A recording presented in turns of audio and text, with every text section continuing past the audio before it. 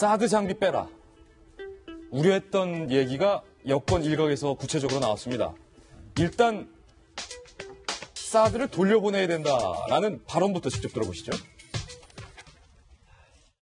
그 돌려보내는 문제까지 포함해서 네. 우리의 법적인 절차가 제대로 이행되지 않았다면 그 부분을 살펴봐야죠. 땅을 내주는 문제도 그렇고 또 그 이후에 트럼프 대통령께서 이 사드의 비용을 대라고 하는 문제까지 와 있기 때문에 저희들이 현명하게 판단해 가겠습니다.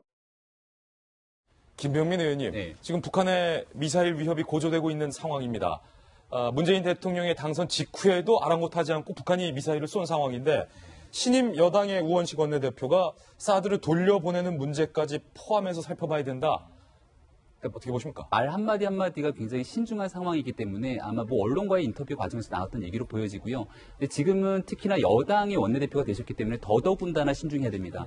지금 이제 문재인 대통령 같은 경우는 예정대로 진행된다면 한 6월 말 정도에 한미 정상회담이 예정되지 않겠습니까? 예. 그리고 지금 홍석현 전 중앙일보 회장이 이제 미국으로 특사로 가서 트럼프 대통령을 만났는데 사실상 이와 같은 상황에서 사드 문제는 논의가 될 수밖에 없는 상황이겠지만 결과론적으로 홍석현 특사가 가기 전에 얘기했던 부분도 이런 측면들이 있는 거거든요. 예. 그러니까 문재인 대통령이 후보 시절에 얘기했던 부분과 대통령이 되고 나서 얘기는 조금 다를 수 있다는 겁니다. 뭐냐면은 사드 문제에 대해서 결국은 국회 비준 동의가 필요하다는 얘기를 후보 시절부터 계속해서 해왔죠. 근데 그 얘기는 자칫 잘못 미국이 이해하게 된다라면은 사드를 돌려보낼 수도 있다라는 판단이 드는 것 아니겠습니까? 예.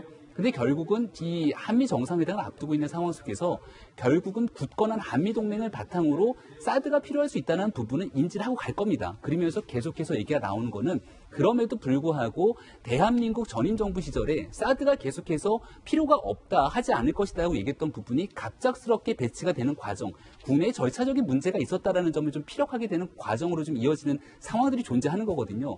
근데 결국은 이제 여당의 원내대표의 말이 조심스럽다고 얘기 드리는 부분은 국회의 비준 동의가 필요하다 그랬는데 국회 비준 동의가 필요하면 결국 누가 이끌어가는 겁니까? 국회에서 이끌어가는 거고 그럼 국회에서의 여당의 원내대표의 발언은 더더군다나 중요한 거거든요. 그렇죠. 여기에 대해서 말 그대로 지금 야당이라고 볼 수 있는 자유한국당 그리고 바른정당 같은 경우는 사드 당장 찬성 아니겠습니까? 예. 그렇다면 사실상 여당의 입장이 사드에 대해서 어느 정도 찬성이라면 국회 비준동의 받을 필요도 없는 거거든요. 예. 정확히 말해갖고 절차상 문제가 필요하긴 하지만 그렇다라면은 미국이 받아들이는 그 신호의 입장을 좀 고려하고 문재인 대통령이 6월 말에 한미 정상회담 할 수 있도록 굉장히 좀 토양을 마련해주는 일들을 여당의 원내대표가 해야 되는데 말이 좀 성급하게 앞서 나갔을 경우에는 문재인 대통령이 트럼프 대통령을 만나서 하는 회담 과정에 발목을 잡을 수 있기 때문에 더더군다나 말을 좀 조심해야 되는 얘기를 드리는 겁니다. 우원식 신임 원내대표의 이 발언이 과연 대통령과 얼마나 공감대가 있는 발언이냐.